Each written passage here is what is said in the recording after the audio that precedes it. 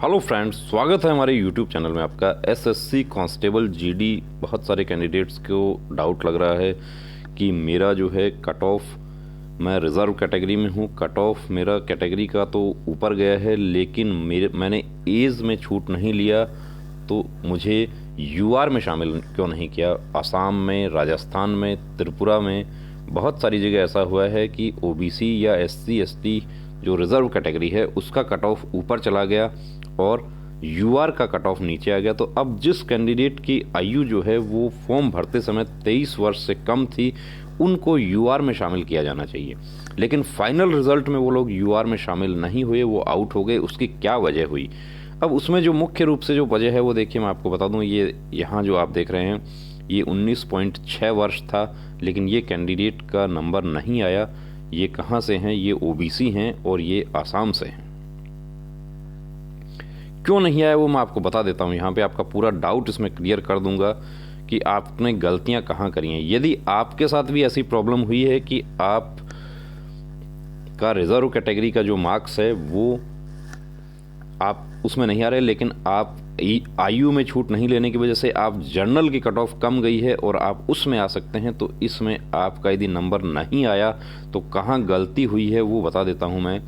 आपकी गलती जो हुई है वो आपकी एक तो कॉलम नंबर 15 में हुई है। यदि आपने यहाँ पर यस कर दिया तो यहाँ भी ओबीसी या एससी एसटी जो है वो ऑप्शन आ जाएगा, तो यहाँ आपका गड़बड़ हो गया।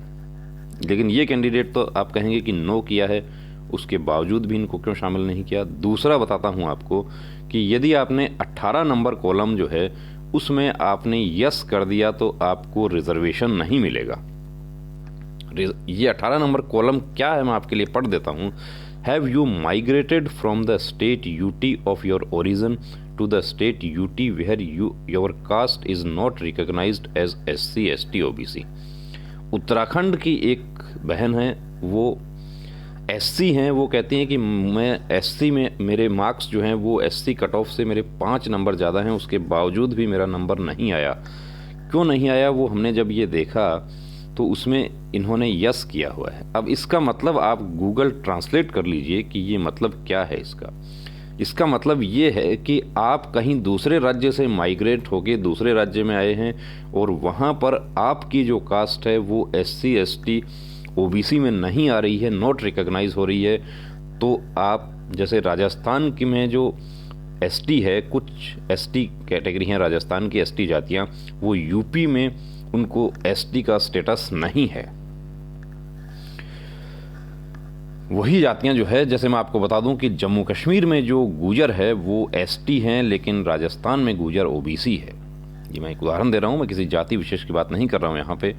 तो यदि आपने इसमें यस कर दिया तो आप आउट हो गए हैं। अब आप कहेंगे कि अब क्या करें, वो क्या करें वो भी मैं लास्ट में बताता हूं आपको।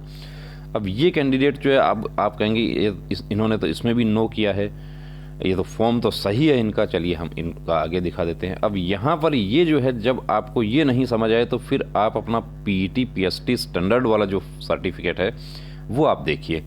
अब ये किस में आते हैं? ये आते हैं आसाम 165 167। हाइट में कोई दिक्कत नहीं है, कहते हैं मैंने हाइट में छूट नहीं ली, मैंने एज में भी छूट नहीं ली।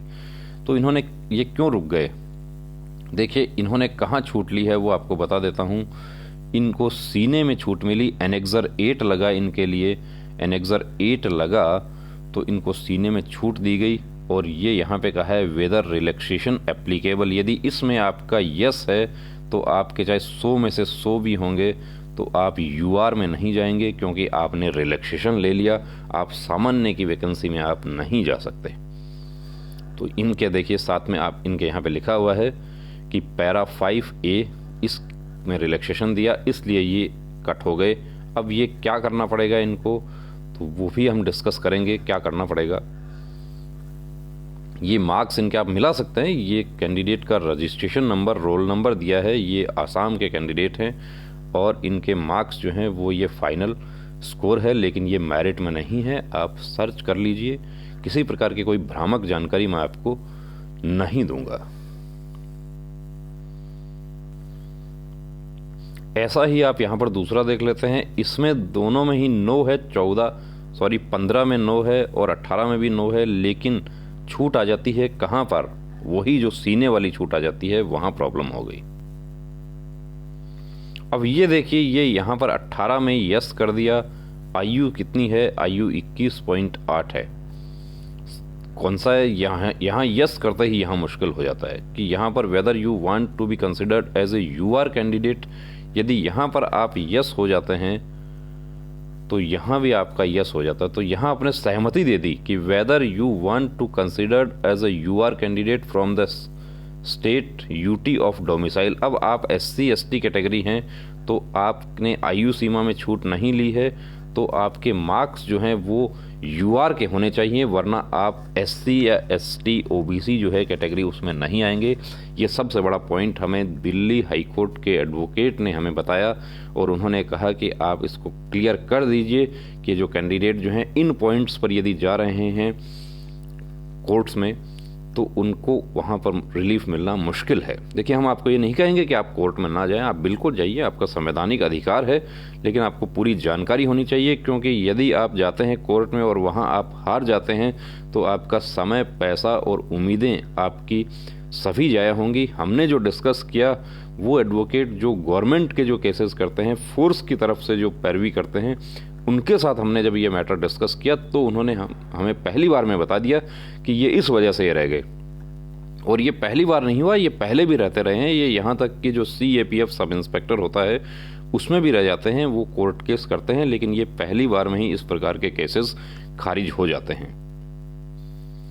तो अब क्या होगा, इसमें क्या होगा वो भी देखिए। अब ये यहाँ पर यस, ये इसमें यस हुआ तो इसमें भी यस हो गया। तो आप, यदि आप रिजर्व कैटेगरी हैं, आप UR में आ सकते थे, आपके कैटेगरी के मार्क्स जो हैं ज़्यादा हैं लेकिन UR का कट ऑफ कम है, आप एज रिलैक्सेशन नहीं लिया, UR में आ सकते थे, तो आप अपना रजिस्ट्रेशन फॉर्म PT PST वाला आप देख लीजिए, आपको समझ आ जाएगा।